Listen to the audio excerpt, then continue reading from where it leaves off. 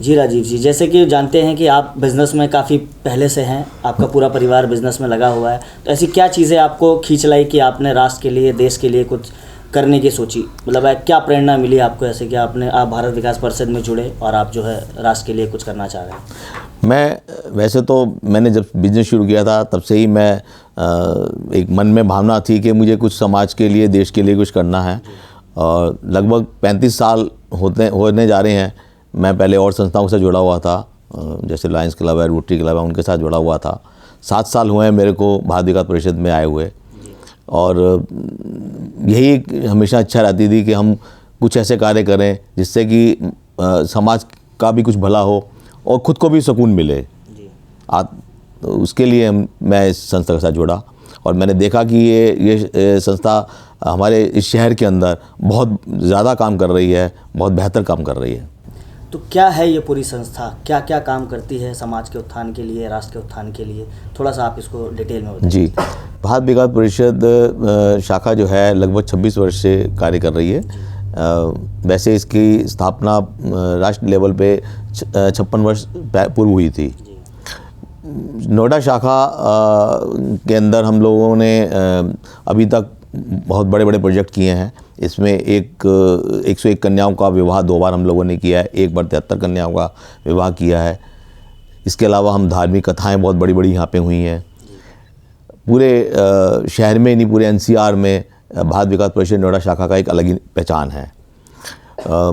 शिक्षा के क्षेत्र पे भी हम लोग बहुत कार्य करते हैं। गरीब बच्चों की शिक्षा के लिए हम उनको किताबें, उनकी ड्रेस, जूते इत्यादि सब देते हैं। और समय समय पर अगर उनको कहीं किसी को फ़ीस की किसी चीज़ की ज़रूरत होती है तो वो भी देते हैं। मेडिकल मेडिकल से रिलेटेड हम लोग कैंप लगाते रहते हैं। हमारा एक डायग्नोस्टिक सेंटर है सेक्टर 6 में, जिसके अंदर लगभग 1700-2000 के लगभग हर माह इलाज के लिए लोग आते हैं। इसमें 30 रुपये में हम लोग 2 दिन की दवाई देते हैं और 20 रुपये में एक टेस्ट लैब करते हैं, 300 रुपये में अल्ट्रासाउंड होता है। जो लोग इसमें पैसा नहीं दे पाते हैं उनका मुफ्त में भी इलाज होता है।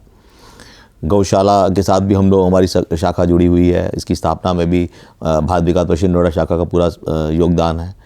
धार्मिक कथाएँ भी बहुत सारी हुई हैं हमारे यहाँ पे। और राष्ट्र के लिए भी हम लोग कार्य करते हैं। आज से 2 वर्ष पूर्व हम लोगों ने एक नाम देश के नाम कार्यक्रम बहुत बड़ा नोएडा स्टेडियम में किया था, जहाँ पे करीबन 5000 लोगों की गैदरिंग थी जी। और एक योग दिवस हर वर्ष हम लोग NEA के साथ मिलकर लगाते हैं वो नोएडा स्टेडियम के अंदर, जिसमें भी करीबन 2500 से 3000 लोग योग करते हैं। भविष्य में भारत विकास परिषद की क्या योजनाएं हैं? भारत विकास परिषद जैसे अभी तक कार्य कर रहे हैं कि हम लोग राष्ट्र के लिए और धार्मिक कार्य भी करते हैं। समाज की सेवा में तो सामाजिक कार्य तो हम लोग कर ही रहे हैं। अभी इस साल एक कार्यक्रम हम लोग, जैसे पहले बताया 2 वर्ष पूर्व हमने राष्ट्र के नाम किया था, कुछ ऐसा ही विचार इस बार भी बन रहा है कि हम कुछ कार्य वो भी करें। और विवाह का पहले हमने 2 बार 101 कन्याओं का और 73 कन्याओं का विवाह किया था। अब हम ऐसे मतलब 100 या 101 कन्याओं का नहीं, लेकिन हर वर्ष ये तो होता ही है कि जो भी ऐसे ज़रूरतमंद लोग हैं या जो ऐसी कन्याएं हैं जिनका विवाह पैसों की वजह से रुक जाता है या नहीं कर पाते हैं, वो हम हमेशा ही करते रहेंगे। और चाहे वो कितनी भी हों, मतलब उसके लिए कोई हमने लिमिट नहीं बांधी है, लेकिन जितने भी हों वो हम करेंगे ही।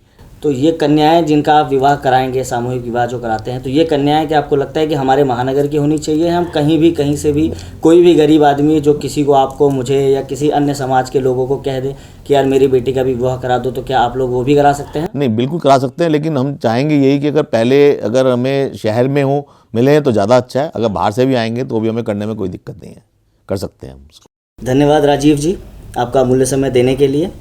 भविष्य में ऐसे ही महान शख्सियत के साथ आपकी मुलाकात कराते रहेंगे। जय हिंद, जय भारत।